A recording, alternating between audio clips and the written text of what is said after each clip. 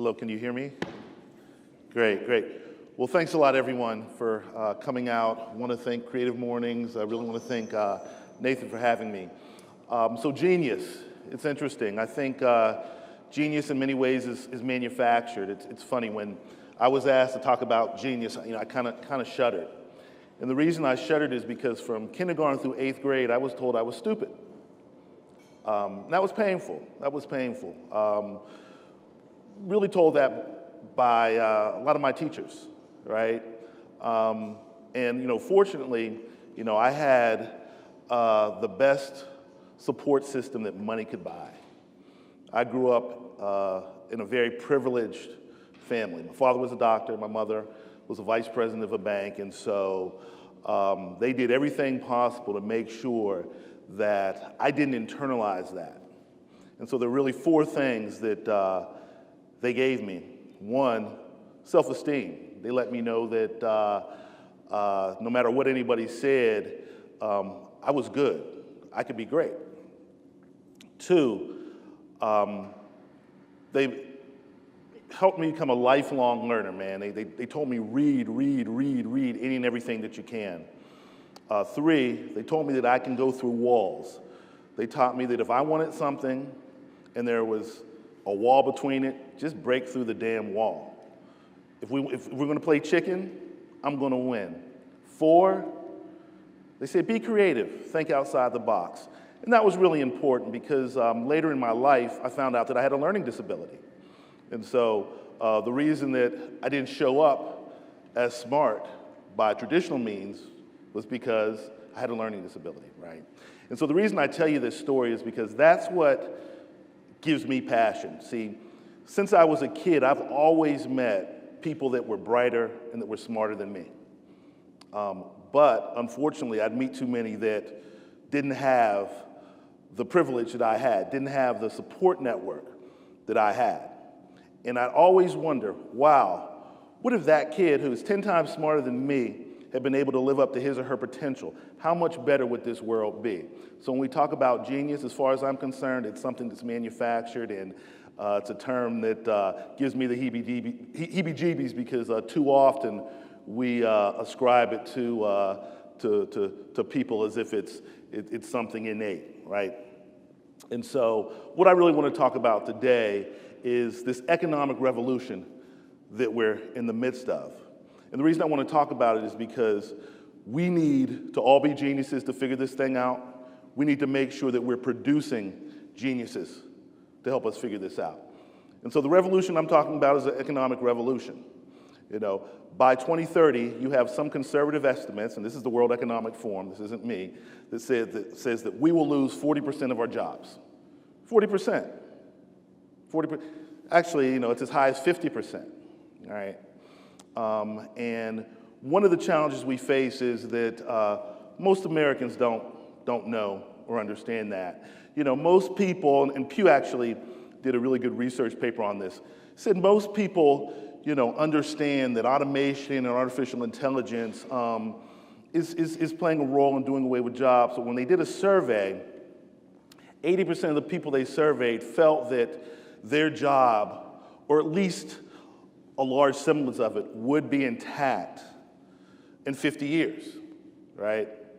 And so that's scary because, we have this overly optimistic view of what we're in the midst of. And so when I say we're in the midst, 2030, people have said in the next 15 years, well, we're in that 15-year time period. And so what is this revolution? What is it made of? It's really automation. It's really artificial intelligence. It's the ability of computers to do human-like tasks. And one of the things that's very interesting about this is that when we talk about the job loss, we're not just talking about low-wage jobs. Another misconception is that when we look at artificial intelligence, when we look at the impact that it's going to have, it's just going to impact, low-wage jobs, many of which we've seen go away already, like in retail or in grocery stores, right? But the reality is it's going to impact pretty much every profession. It'll impact doctors, right? There's some programs now that many feel can do a better job of diagnosing your condition than a family practitioner. Think about it. Okay. The way family practitioners work now, you have about 10 to 15 minutes, if you're lucky, for your family practitioner to diagnose you. Well, if I have a computer program that has all of your medical records and I can upload your symptoms in there, I can probably come up with a better diagnosis and much quicker. They also have this with psychiatry, right? One of the things they found with psychiatry, and actually UPMC, is working with a company that has this technology, whereby, what they'll say is that if you go to a therapist, right, it generally takes 3, 4, 5 sessions for that therapist to really get to know you. Because, we don't really like to talk about what's bad with us, what's not working with us. Well, for one, when people are, inputting their issues or their problems into a computer, they're a lot more honest. But also you have algorithms that can, come up with a diagnosis in many ways, and some will argue, better. I'm a lawyer by training. You have artificial intelligence programs that will do a better job than first or second year attorneys. And I'll give you an example. I practiced law back in '96, and so I'm dating myself. But I was a business and corporate attorney, and we used to charge about $2,500 for a person that wanted to come in and they wanted to, incorporate their business or create an LLC. Now, LegalZoom, and there are a whole bunch of other platforms that will do it for a couple $100, right? So that's just an example. We're in what some are saying is the artificial intelligence, one of the artificial intelligence capitals, right? So at any given time, if we're downtown in the Strip District, we could see 5, 10, 15, 20, driverless vehicles that most of us know, if you've done your research, that actually even right now, they do a better job than human drivers. It's just that, the state laws regarding autonomous vehicles, hasn't caught up to the reality of how good the technology is, right? So the job loss as it relates to, transportation is really going to be when we have automated, autonomous trucks, when we have autonomous ships. So that's right around the corner. So, one of the things that is really important to me is working to understand this revolution. And again, I start out with the negative, right? Because, all artificial intelligence is not bad, right? It's all not gloom and doom. For example, okay, we might lose 40% of our jobs, but there will be a net gain in jobs, right? I mean, we've seen this before, whereby, there were these predictions around technology, and then, oh my gosh, technology was going to cause the loss of jobs, and it did cause the loss of jobs, but you had some new jobs created. But the difference between now and those other times is really the speed of the innovation that we're seeing. So in the next 5 years, we will see more advances in innovation and automation than we've seen in the last 25 years, right? And when I do my analysis and I look at the jobs that people predict, people get real fuzzy. They say, oh, they're gonna be jobs. It's gonna create this type of, they get real fuzzy. The reality is when we look at studies, and these are studies that are done by Rand, McKinsey, and others, people aren't too fuzzy about what the job loss will be, or at least what the job function loss will be. And so, the reality is, okay, say it's not 40%, say it's 20%. What does that mean? What does that mean for our society? What type of people do we need to be? What type of people do we need to educate to deal with this so that we can have a productive, people can have productive lives and we can have a productive world? And in my opinion, that's the genius that we all need to harness. This is the genius that we need to really imbue and impart, in our kids and each other. And this is the type of community we need to form because we got to figure this out. And there's no silver bullet answers. It's funny. The way I sort of go about learning is I like to look at the most conservative sources, right? It's easy to, look at things and find, articles or research that will sort of back what you think, right? But it's interesting.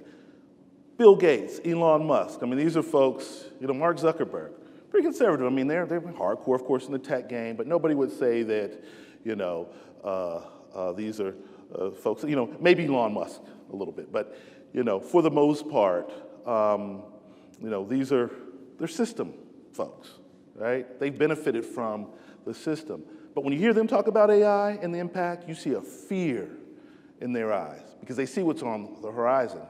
Now, some of the good that can come out of this. One, you know, we're talking about things that we would never talk about before. Things that if you brought up, you'd be deemed as being a wacko. Universal basic income. You know, it was funny. I was looking at Mark Zuckerberg and Bill Gates, and they were talking about the need to have universal basic income so that, you know, there's a bottom below which, you know, certain folks can't go below. So there's the potential now for some of these things to happen, right? From a more optimistic viewpoint, you have a guy, Jeremy Rifkin, who I had the opportunity of speaking with, and he's one of the true futurists. He was talking about this stuff 25, you know, years ago. But one of the good things is if you only have to work 20 hours to do 60 hours of work, what does that mean in terms of your ability to be creative and to do exciting and different things that nourish the soul? So we've got a potential here. We've got a potential here to really make, to create a new society, but we've got a lot of work to do. And one of the sad things is that we're in this revolution and people are either putting their heads in the sand or they're denying what, you know, many of the most conservative researchers and think tanks are saying is going to be the result of this. And so, without further ado, I just want to sort of open it up, and I'd love to have a dialogue about this, love to get some pushback, but more importantly, love to figure out, you know, what are some things that you feel can be done? What are some things that we can do collectively above and beyond celebrating the coolness or celebrating the novelness, celebrating, you know, the exciting aspects of artificial intelligence? And I'll just leave you with kind of taking it back to genius. When people ask me what type of students, what type of kids, what type of adults do we need to be, it's really, in many ways, what I feel my parents instilled in me. One, you have to be a lifelong learner, right? I mean, things are changing like that, and we have to instill that into our kids because there's nothing that you can study for now that will give you a job. Nothing's guaranteed, you know, and so it's preparation, right, through ongoing learning. Two, we've got to make sure that our kids are self-confident, that they believe that they can do anything. Three, we have to teach them to go through walls because there are going to be some walls. And four, we've got to instill creativity because logical, rote thinking is not going to get us out of this. So, I'm done. Thank you.